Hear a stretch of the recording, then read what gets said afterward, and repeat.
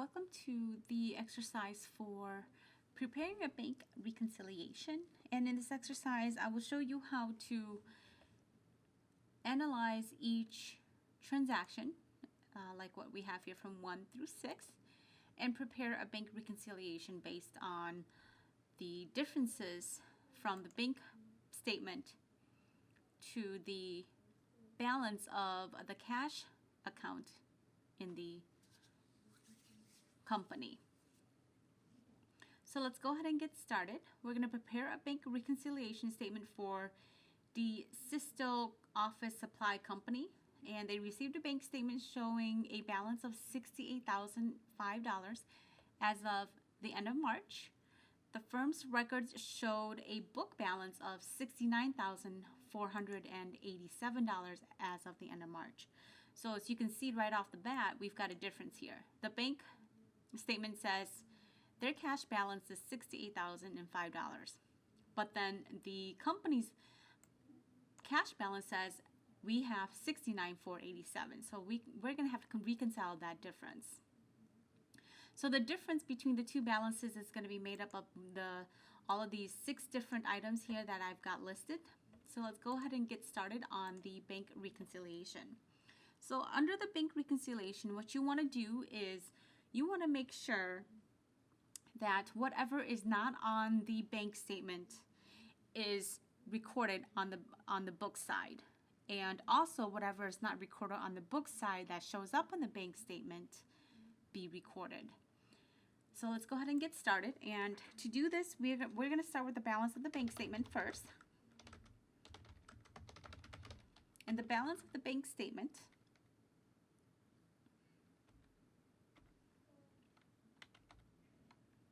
is $68,500. Okay. We're going to start with that, and what we're going to do first is we're going to look at what needs to be added to the bank statement so that at the end of this reconciliation or this exercise, our numbers from the bank side and the book side tie. So let's go ahead and look at the additions. And before we go and look at the additions, let's go ahead and read the 6 different items that make up the difference. So we've got a debit memorandum for $50, which covers the bank's collection fee for the note. Okay, so remember that this is all about cash. And as you can see, if a bank debits your checking account, that means that amount is deducted. If a bank credits your checking account, that means the bank added money to your checking account. Okay, this is a little opposite from our cash account within our accounting cycle. The cash account is the opposite, so please don't get confused with that. The banking side of it is opposite, so make sure you keep that straight to understand the concepts that are trying to be conveyed in this chapter. Second, a deposit in transit of $3,700, okay, was made. So remember, deposits in transits are items that the company is already recorded on their side, but the bank has not technically recorded yet due to the fact of timing issue. Also, a check for $248 issued by another firm that was mistakenly charged to the Sisto's account. Okay, so that's an error. So we have to go in and analyze that error and determine if it's a subtraction or an addition to the checking account. A debit memorandum. So remember, debit memorandum or debit to your checking account is going to be a subtraction. Okay, so this is for an NSF check of $6,135 issued by Wilson Construction Company. Let me just elaborate a little bit more on this NSF check. Now, when you see an NSF check that comes through from a customer, okay, the story behind that is originally Wilson Construction Company submitted a check for payment to D. Sisto's Office Supply Company in the amount of $6,135. The company then went ahead and deposited that check into their checking account. When the bank and took that $6,135 and tried to pull it out of Wilson Construction Company's checking account, it bounced. They didn't have enough funds to cover the full $6,135. Now that happened, the check is going to bounce back to Sisto's Office Supply Company saying it's an NSF check, and you have to, originally the bank deposited $6,135 into D. Sisto's checking account. Now that Wilson Construction Company does not have those funds, they have to take that original $6,135 back. So that's the story behind that. Outstanding checks. So remember, outstanding checks are checks that have already been written from the company to an outside entity, but have not cleared the bank. And then a credit memorandum. Remember, credit memorandums are additions to your checking account. And this is for $6,300 for a non-interest bearing note collected by the bank for the firm. Okay. All right. So with all these items listed, we're going to go ahead and pick out the items that are supposed to be added to the bank statement in order to tie the bank balance and the book balance together. So additions that are going to be going under the bank side is our deposits in transit. Okay.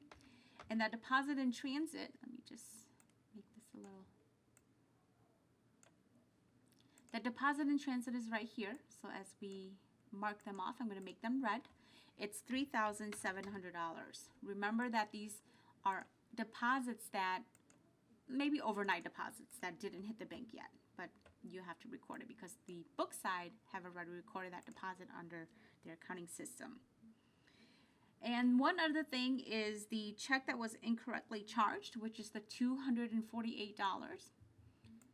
Because it was not an item that was supposed to come out of D. Sisto's bank account, they have to put it back, okay?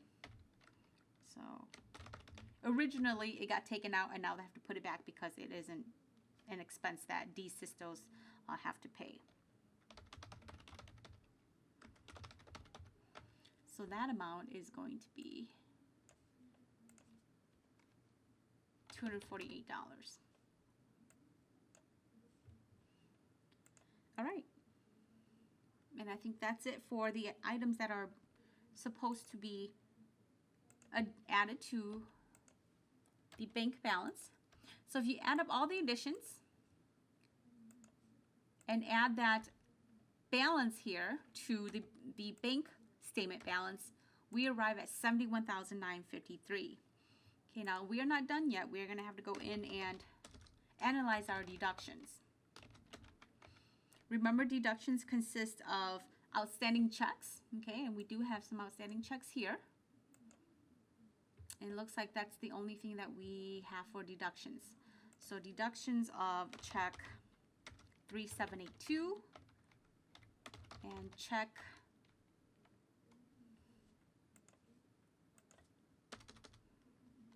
3840. Okay, so check 3882. Let me do that over again. Check 3782. There we go. 2,200, and this is for $151. So my total deductions is going to be $2,351.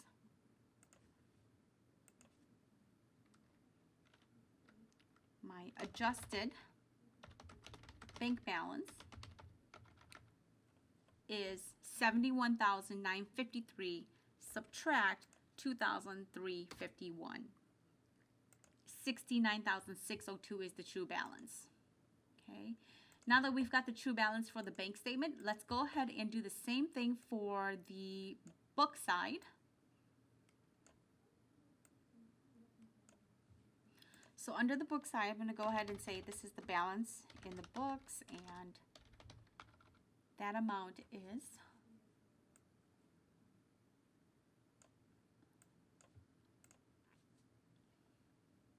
$69,487. First of all, let's go ahead and analyze our additions.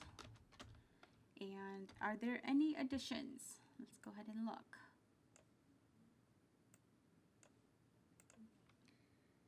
Okay, so a debit memorandum, remember, a debit to a cash account at the bank on the bank side is going to be a subtraction. So these are both subtractions, so they will not fall under additions. We do have a credit memorandum, and that credit memorandum is going to be for the non-interest bearing note.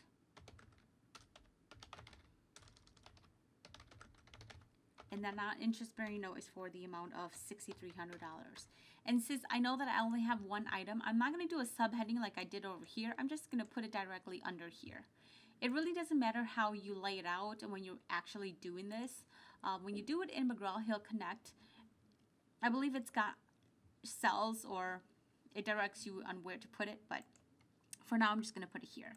So my total right now is going to be, after the additions, is $75,787. And I'm not done yet. I'm going to go in and analyze my deductions. So first my deduction is going to be, well, let's go ahead and make this red so we know that we have already counted for it. We've got two items left. We've got two debit memorandums, okay, for $50 and then one for $6,135.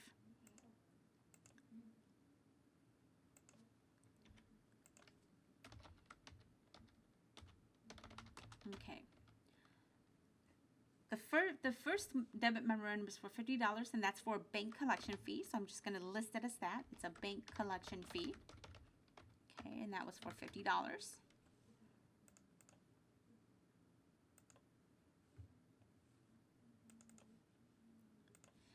And then the next thing is the NSF check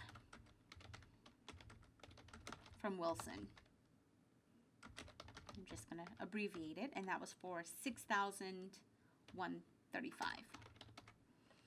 Okay, so what we're going to do is we're going to have to subtract that from our book balance. Okay, so the total of that is $6,185, which is our total deductions. So now that I've got my total deductions, I can go ahead and figure out my ending balance for my books. So my adjusted book balance is going to be the $75,787 subtract the $6,185, and it should tie to our bank balance, and it does. So that's how you do that part. Remember that, let me just go ahead and make all these red. Okay. Remember to review all of the items that come through, whether it be a subtraction or an addition to the bank side or the book side, to successfully prepare a bank reconciliation. The next video, I'm going to go ahead and show you how to do the journal entries.